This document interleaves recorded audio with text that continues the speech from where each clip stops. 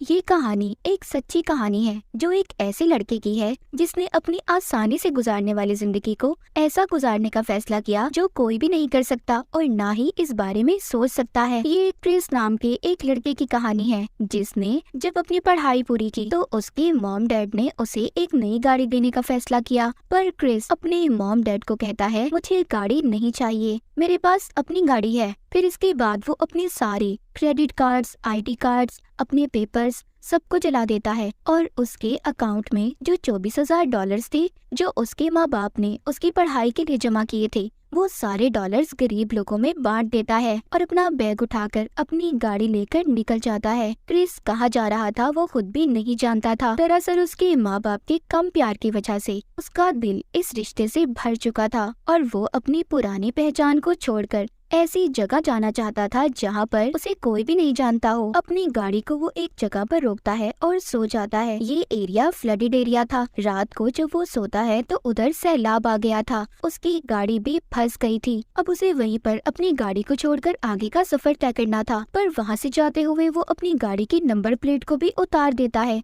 और उसके पास जितने भी पैसे थे सबको जला देता है। क्रिस के पास अब कुछ भी नहीं था तो सिर्फ उसके सपने, उसका मकसद और पास उसका एक बैग। उसके आगे के सफर में दिखाया जाता है कि वो अब लिफ्ट लेकर यानी कि लोगों से मदद मांगकर आगे का सफर तय करता था, क्योंकि ना उसके पास गाड़ी थी और ना ही पैसे। उसका अब जहाँ मन करता था वो सो जाता था और जहाँ मन करता था वहाँ जाता था। पूरी दुनिया को उसने अपना घर मान लिया था और यहाँ तक कि अपना नाम भी बदल लेता है। अपने सफर के दौरान वो एक कपल से भी मिलता है। ये कपल इसको अपनी गाड़ी में बिठा लेते हैं। वो इसको बिठाते हुए कहते हैं कि हम भी तुम्हारी तरह ही हैं, फर्क सिर्फ इतना है कि तुम पैदल सफर करते हो और हम गाड़ी पर। हमें भी हर खूबसूरत जगह देखने का बहुत शौक है। क्रिस कुछ दिन इनके साथ रहता है। इस कपल में से हस्बैंड इसको अपनी वाइफ के बारे में बताता है कि मेरी वाइफ अपनी पुरानी जिंदगी से अभी तक बाहर नहीं आई। वो अपने पहले हस्बैंड को अभी भी याद करती है, पर मैं अपनी वाइफ से बहुत प्यार करता हूँ। वो कहता है, जब तुम हमें मिले थे तब भी हमारे बीच लड़ाई झगड़े हो रहे थे। क्रिस कहता है कि शायद कुछ लोग अपनी पुरानी जिंदगी को बिल्कुल भी नहीं भूलना चाहते, इसीलिए ऐसा करते हैं। वो आदमी कहता है जो अपनी वाइफ की कहानी से सुना रहा था कि अरे वाह, तुम तो बहुत समझदार हो। क्रिस जब इनके साथ रह रहा था तो इनका रिश्ता और भी ठीक होने लगा था, मगर क्रिस को इससे आगे जाना था, उसे अलास्का जाना था। इसीलिए वो इस कपल को यहीं पर छोड़कर आगे अपने सफर पर निकल जाता है। ये अभी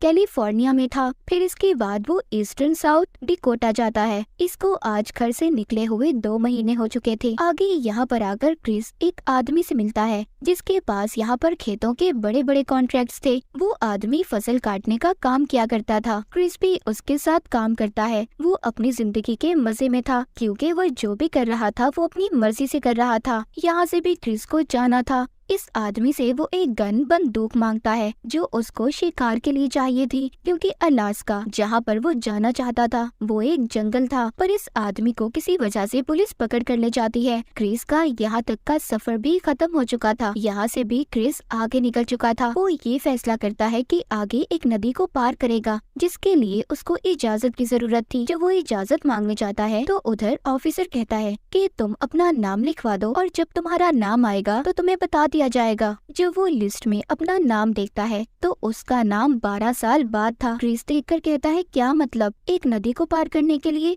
मुझे 12 साल इंतजार करना पड़ेगा? ऑफिसर कहता है हाँ। क्रिस वहाँ से आ चुका था। वो ये फैसला करता है कि वो बगैर इजाजत के नदी को पार करेगा। उसने नदी को पार कर लिया था। उसे वहाँ पर एक कपल मिलता है। वो उसको बताते हैं कि तुम इस नदी को पार करके आगे मेक्सिको भी जा सकते हो, लेकिन इसके पीछे अब पुलिस भी लग गई थी। मगर ये मेक्सिको तक पहुँच जाता है, लेकिन यहाँ तक इसने पहुँचने के लिए बहुत सारी मुसीबतों का सामना किया था। यहाँ तक कि ये एक गुफा में भी रहा। ये अब शहर पहुँच गया था, मगर इसको यहाँ पर घुटन महसूस हो रही थी, इसलिए ये अपने आगे का सफर शुरू करता है। ये अपना ज्यादा सफर अब ट्रेन पर करने लगा था, मगर इसके पास पैसे भी नहीं थे, इसलिए ये अब मालगाड़ी की मदद लेता है। एक दिन रेलवे पुलिस इसे पकड़ लेती है और बहुत मारती है। क्रिस अब दोबारा से अपना सफर लोगों से मदद मांगकर करने लगा था। आगे पहुंचकर वो उसी पुराने कपल से मिलता है जिनसे वो अपने सफर पर सबसे पहले मिला था। यहीं पर क्रिस एक लड़की से भी मिलता है जिसका नाम क्रिसी था। वो क्रिस को पसंद करने लगी थी, पर क्रिस उसे पसंद नहीं करता था क्योंकि वो आगे अपने सफर पर जाना चाहता था। उसको तो अलास्का जाना था। कुछ वक्त के बाद वो अपने सफर पर निकल जाता है। वो एक शहर में पहुंचकर अपना कैंप भी लगाता है। उस कैंप में कुछ दिन रहने के बाद उसकी मुलाकात एक बड़े आदमी से होती है जो एक रिटायर्ड ऑफिसर था, मगर वो लेदर का काम भी करते थे। वो बड़ा आदमी जब क्रिस की कहानी सुनता है तो उसे उसकी कहानी काफी अच्छी लग रही थी। वो ज्यादा से ज्यादा वक्त अब क्रिस के साथ गुजारने लगा था। वो बड़ा आदमी बताता है कि एक कार एक्सीडेंट में मेरी सारी फैमिली की मौत हो गई और मैं बिल्कुल अकेला हूँ। क्रिस अब उनके साथ ही लेदर का काम भी सीखता है। वो अपने लिए एक बेल्ट बनाता है जिसमें वो अपने सफर की हर चीज को बनाता है। क्रिस यहाँ पर 2 महीने रहने के बाद वो ये फैसला करता है कि वो अब अलास्का जाएगा क्योंकि वो यहाँ से ज्यादा दूर नहीं था। मगर वो बूढ़ा आदमी नहीं चाहता था कि क्रिस यहाँ से जाए। वो कहता है तुम मेरे पास ही रहो, मेरे बेटे बनकर रहो। क्रिस कहता है कि मैं आपके लफ्जों की बहुत इज्जत करता हूँ, पर मुझे अलास्का जाना है। जब मैं वापस आऊंगा तो तब हम इस बारे में बात करेंगे। वो अब वहाँ से भी निकल गया था। एक आदमी उसको लिफ्ट देता है और उसको अलास्का के बॉर्डर तक छोड़ देता है और साथ ही साथ उसे जूते भी देता है। कहता है कि इससे तुम्हारे पाँव गीले नहीं होंगे। आखिरकार क्रिस अलास्का पहुँच गया था। ये जब काफी आगे आता है तो ये एक पेड़ की टहनी पर अपनी टोपी को लटका देता है।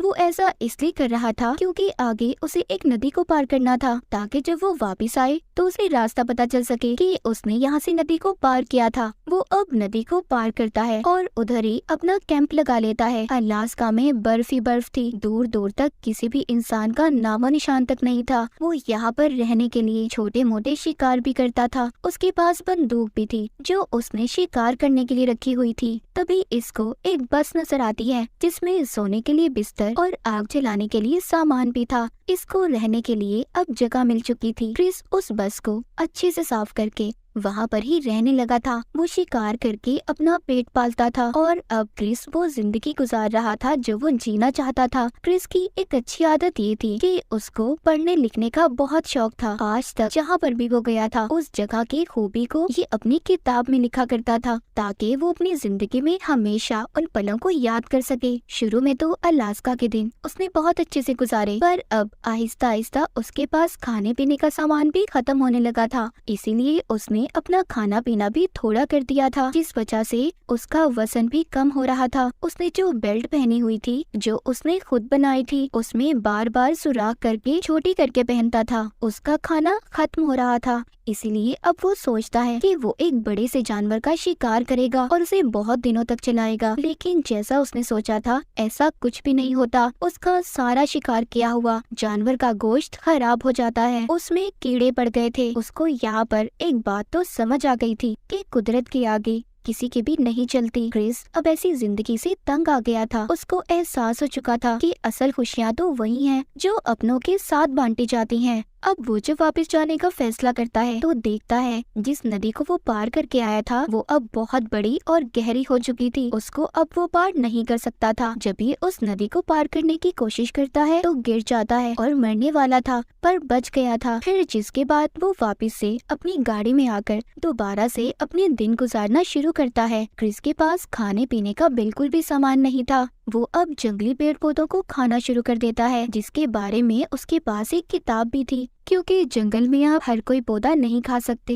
एक दिन वो एक जहरीला पौधा खा लेता है। उसके पूरे जिस्म में जहर फैल चुका था। उसके अंदर अब इतनी भी हिम्मत नहीं थी कि वो अपने लिए खाना तलाश कर सके। उसको अलास्का में पूरे 100 दिन हो चुके थे। जो वो अपनी जिंदगी में करना चाहता था उसने कर लिया, मगर अब वो बहुत कमजोर हो चुका था। लेकिन अभी भी वो अपने ख्यालात लिखता था। वो अपनी आखिरी दिनों में लिखता है, happiness only real when shared, मतलब खुशियाँ वही है जो आप दूसरों के साथ बांटते हैं। जब उसको एहसास होता है कि ये उसकी जिंदगी का आखिरी वक्त है तो वो अपने स्लीपिंग बैग में लेट जाता है, अपने माँ बाप को याद करता है, दुनिया में एक आखिरी नोट लिख कर जाता है जिसमें लिखा था, I have a happy life and thank the Lord, goodbye and may God bless all, यानी मैंने एक खुशगवार जिंदगी गुजारी और इसके लिए गॉड का शुक्रिया और सबको अलविदा। जिसके बाद वो मर जाता है। इस पूरी क्रिस की कहानी से हमें ये सबक मिलता है कि जिंदगी अपनी मर्जी से जरूर गुजारें,